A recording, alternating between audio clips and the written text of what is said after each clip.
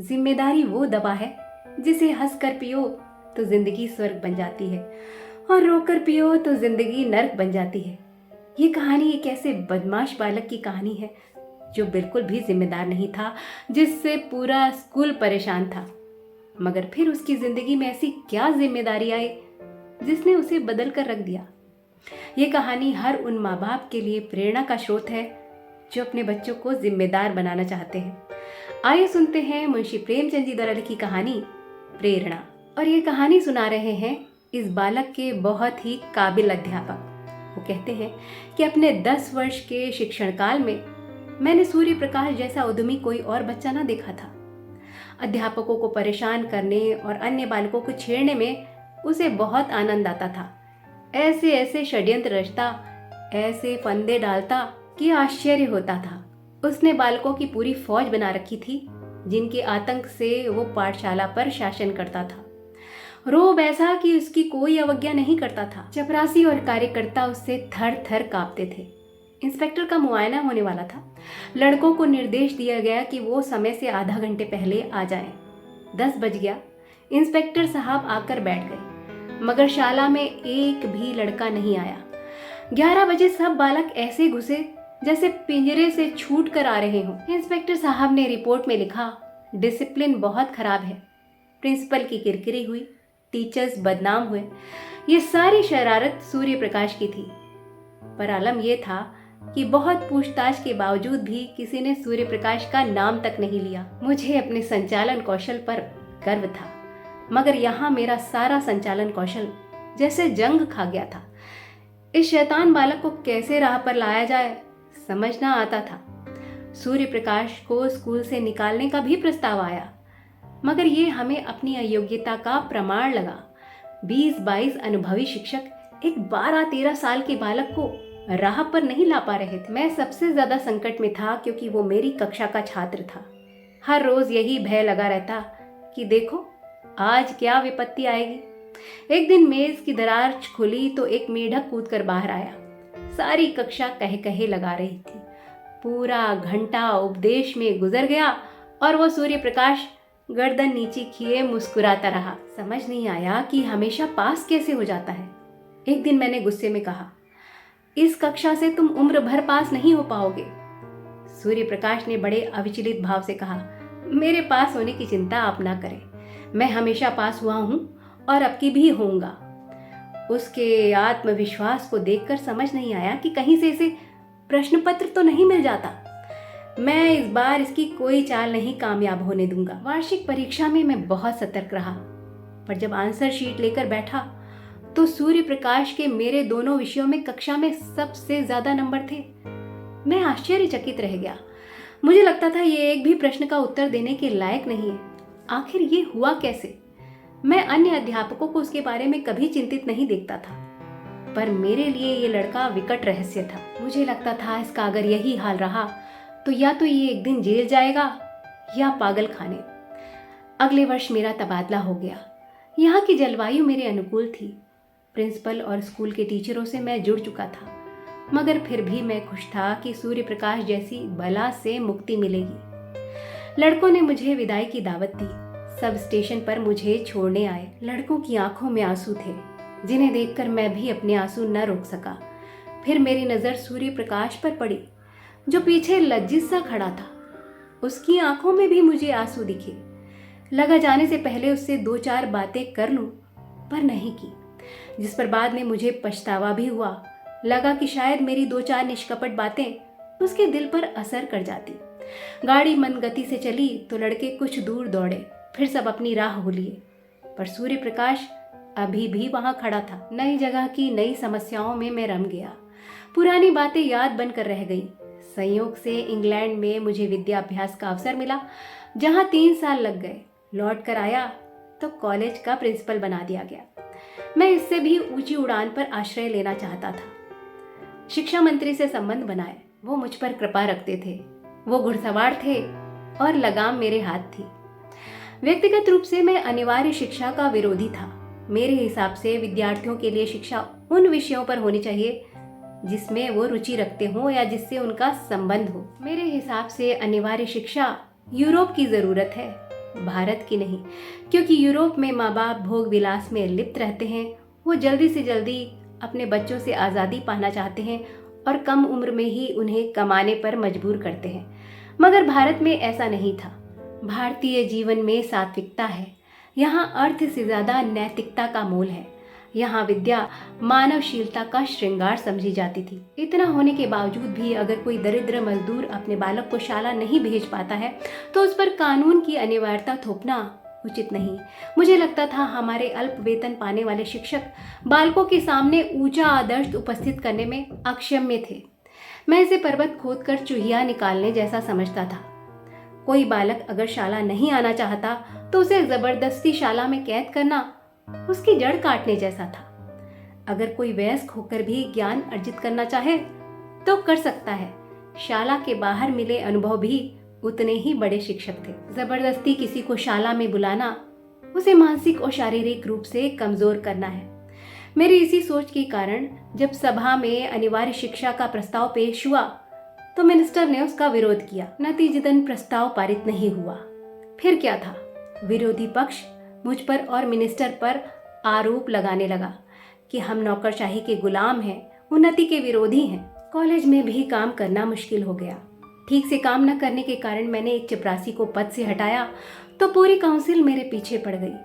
आखिर मिनिस्टर साहब को हार कर उस चपरासी को बहाल करना पड़ा। मेरे निर्णयों पर सवाल उठने लगे। इसे छात्रवृत्ति क्यों नहीं दी गई, उसे क्यों दी गई, इस अध्यापक को ये कक्षा क्यों दी गई। इन आरोप प्रत्यारोपों ने नाक में दम कर दिया। आखिर मिनिस्टर से न्याय की उम्मीद करते हुए मैंने पद से इस्तीफा दे दिया।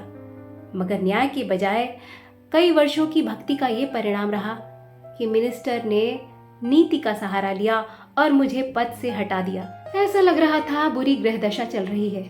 उन्हीं दिनों मेरी पत्नी का देहांत हो गया। इस आघात ने मेरी कमर तोड़ दी। वो मेरी भाग्य विधाता थी, धैर्य और त्याग की प्रतिमूर्ति थी। मैंने उसे कभी क्रोध करते न देखा था। अब तक जीवन में मैं उसी के सहारे खड़ा था। पर सिर्फ खाना और सोना ही जीवन नहीं है। जीवन नाम है आगे बढ़ने की लगन का। ये लगन कहीं खो गई थी। मैं संसार से विरक्त हो गया और एकांतवास में जाने का निर्णय किया। एक छोटा सा गांव था जहां ऊंचे पहाड़ थे और गंगा नदी बहती थी। इसी नदी के किनारे एक झोपड़ा बनाया और रहने लगा। पर कर्म ही जीवन है। एक वृक्ष के नीचे गांव के लड़के लड़कियों को इकट्ठा करके पढ़ाने लगा। कुछ ही दिनों में ख्याति ऐसी बढ़ी कि आसपास के गांव के लड़के लड़कियां भी वहां आकर पढ़ने लगे। एक दिन मैं पढ़ा रहा था तो तभी एक मोटर कार आकर रुकी। उसमें से जिले के डिप्टी कमिश्नर बाहर आए। मेरे पास आए तो मैंने हाथ मिलाने के लिए आगे बढ़ाया, पर हाथ मिलाने के बजाय वो मेरे चरणों में झुक गए और अपना सर रख दिया। मैं विस्मित सा उन्हें देखता रह गया। फिर उन्होंने सर उठाकर मेरी तरफ देखा और पूछा, शायद आपने मुझे पहचाना नहीं। उन्हें ध्यान से देखने पर मेरे स्मृति नेत्र खुल गए और मैंने पूछा, आप सूर्य प्रकाश हैं क्या? उन्होंने कहा, हाँ, मैं आपका वही अभागा शिष्य हूँ। छात्र को अध्यापक भूल जाते हैं पर अध्यापक को छात्र कभी नहीं भूलते। मैंने विनोद भाव से कहा, और तुम जैसे छात्र को तो भूलना असंभव है। हाँ, मैं उन्हीं अपराधों की क्षमा मांगने तो आया हूँ। मैं सदैव आपकी खबर लेता रहता था। जब आप इंग्लैंड गए तो मैंने आपके लिए बधाई पत्र लिखा पर भेज न सका। जब आप प्रिंसिपल बने तो मैं इंग्लैंड चला गया। वहाँ पत्र पत्रिकाओं में आपके लेख पढ़ता रहता था। लौटा तो मालूम पड़ा कि आपने इस्तीफा दे दिया है और कहीं देहात में जाकर रहने लगे हैं। इस जिले में आए हुए मुझे 1 वर्ष हो गया है। सच कहूँ तो किसी को अपने पुत्र की उन्नति से जितनी खुशी होगी उससे कहीं ज्यादा आनंद मुझे सूर्य प्रकाश की उन्नति देखकर हो रहा था। मैं उसे अपने झोपड़े में लाया और अपनी राम कहानी सुनाई। सुनकर वो बोला, तो आप अपने ही भाई के विश्वासघात का शिकार हुए। मैंने कहा, मैं ऐसा नहीं समझता। मिनिस्टर ने वही किया जो उस पद पर रहने वाला कोई भी व्यक्ति करता। सच कहूँ तो जो शांति का अनुभव मुझे यहाँ हो रहा है वो संपत्ति और अधिकार की दौड़ में कभी होने वाला नहीं था। यहाँ मैं अपने चारों तरफ संतोष और सरलता देखता हूँ। यहाँ जो लोग आते हैं कोई स्वार्थ लेकर नहीं आते और ना ही अब मुझ में प्रशंसा और गौरव पाने की कोई लालसा है। कहते हुए जब मैंने सूर्य प्रकाश के चेहरे की तरफ ध्यान से देखा तो लगा वो अपने पद और स्थान का बखान करना चाहता है। मुझे अपनी भूल का एहसास हुआ और मैंने विषय बदल दिया और पूछा, तुम बताओ, तुम्हारी काया कैसे पलट गई? तुम्हारी शरारतें याद आती हैं तो आज भी रोंगटे खड़े हो जाते हैं। सुनकर सूर्य प्रकाश ने जो वृत्तांत सुनाया वो हर माँ बाप को सुनना चाहिए और वो जिंदगी का अनुभव दे गया। उसने बताया, आपके जाने के कुछ वर्ष बाद मेरा ममेरा भाई मोहन स्कूल में दाखिल हुआ। मामा उसके रहने की कोई व्यवस्था नहीं कर पा रहे थे और प्रिंसिपल भी उसे हॉस्टल में नहीं ले रहे थे। मैंने प्रिंसिपल से आग्रह किया कि मोहन को मेरे कमरे में रहने की आज्ञा दी। प्रिंसिपल ने इसे नियम के विरुद्ध बताया तो मैंने भी हॉस्टल छोड़ दिया और एक किराए के कमरे में मोहन के साथ रहने लगा। उसकी माँ बहुत पहले मर चुकी थी। वो 8 बरस का दुबला पतला सा लड़का था। कभी सरदर्द तो कभी बुखार सा लगा रहता। बड़ा ही कमजोर था। दिन चढ़े सोया रहता।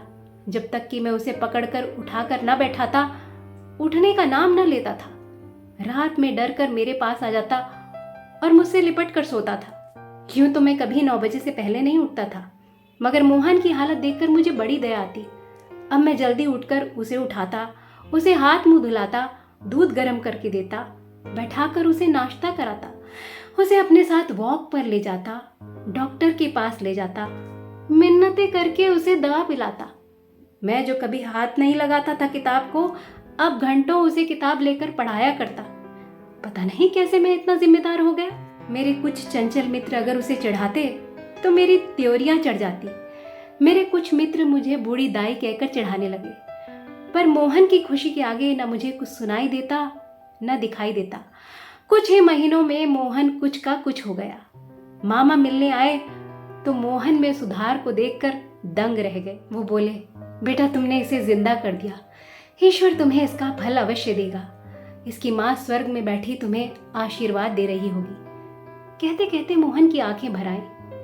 मैंने कहा, मोहन भी तो तुम्हें इतना ही प्यार करता होगा। वो बोला, हाँ, वो मेरे साथ सोता, उठता, बैठता, खाता। मैं ही इस संसार में उसका सब कुछ था। मोहन नहाने से जी चुराता था। एक दिन मैंने उससे कहा, तुम अगर ना नहाओगे तो मैं तुमसे ना बोलूंगा। उसके बाद से चाहे जितनी ठंड पड़े, मोहन रोज नहाने लगा। एक दिन मैं मित्रों के साथ थिएटर जा रहा था। मैंने मोहन से कहा, तुम खाना खाकर सो जाना। रात को 3 बजे लौटा तो मोहन बैठा हुआ था। मैंने पूछा, तुम सोए नहीं? उसने कहा, नींद नहीं आती। उसके बाद से मैंने थिएटर जाना बंद कर दिया। मुझे मोहन उस लता जैसा लगा जिसे किसी पेड़ का सहारा मिल जाए तो वो ऊपर उठने लगती है। मैं मोहन के लिए वही पेड़ था, पर आज इस संसार में ना होते हुए भी वो मेरे लिए जीवित है। क्योंकि वो मेरी किस्मत में ना आता तो अपने कारनामों के लिए शायद मैं किसी जेल में पड़ा होता। मैं जो भी हूँ उसी का बनाया हुआ हूँ। मेरे जीवन में प्रकाश की रेखा डालकर वो अंधकार में विलीन हो गया। वो मेरे साथ 3 साल रहा। मैंने पूछा, वो कैसे चला गया? सूर्य प्रकाश बोला, 2 गर्मी की छुट्टियों में वो मेरे साथ ही रहा। मामा के कहने पर भी वो घर ना गया। मगर फिर तीसरे बरस मेरे कॉलेज के छात्रों ने कश्मीर की यात्रा का निर्णय लिया और मुझे उसका अध्यक्ष बनाया। कश्मीर की यात्रा की वर्षों से मुझ में तमन्ना थी, इसीलिए मोहन को मामा जी के यहाँ भेजकर मैं 2 महीने के लिए कश्मीर चला गया। वापस लौटा तो पता चला मोहन बीमार है। मैं भागा भागा वहां पहुंचा तो उसके पीले सूखे चेहरे पर मुझे देखकर मुस्कान आ गई। कश्मीर में भी मुझे उसकी बार बार याद आ रही थी। मैं उसके गले से लिपट गया और आवेश से बोला, 2 महीने में ही ये क्या हाल बना लिया मोहन? वो हंसकर बोला, आप कश्मीर की यात्रा पर गए थे और मैं आसमान की सैर पर जा रहा हूँ। मामा जी के पास वो बहुत तल्लीनता से पढ़ाई कर रहा था। उसे पढ़ता देख मामा जी को लगा सब ठीक है। वो उसकी हर जरूरत का ख्याल तो रखते थे, पर उसे शुरू में धीमा ज्वर आया। ज्वर में भी वो पढ़ता रहा। ज्वर का प्रकोप बढ़ता गया। फिर वो नौकरों से पूछने लगा, भैया आए क्या? उनका कोई पत्र आया क्या? मैं जो कर सकता था मैंने किया, पर शायद वो ज्वर टाइफाइड था और उसकी जान लेकर ही गया। उसके साथ बिताए पलों का ये फल है कि मैं आज यहाँ तक पहुँचा, वरना तो आज भी मैं वही सूर्य प्रकाश रहता जिससे आप चिढ़ते थे। मोहन मेरा इष्ट देव है, मेरी प्रेरणा है। तो बच्चों के आगे पीछे भागने से, उन्हें हर सुविधा देने से वो जिम्मेदार नहीं होते। बच्चे जिम्मेदार होते हैं जिम्मेदारी उठाने से। उन्हें बचपन से ही कोई ऐसी जिम्मेदारी ज़रूर देनी चाहिए जिसका कि उन्हें एहसास हो कि अगर वो ये काम नहीं करेंगे तो दूसरों को असुविधा होगी या परेशानी होगी। जिम्मेदारियां उठाने से ही लोग जिम्मेदार बनते हैं। तो ये कहानी अच्छी लगी हो तो वीडियो को लाइक करिएगा, शेयर करिएगा और चैनल को सब्सक्राइब ज़रूर करिएगा।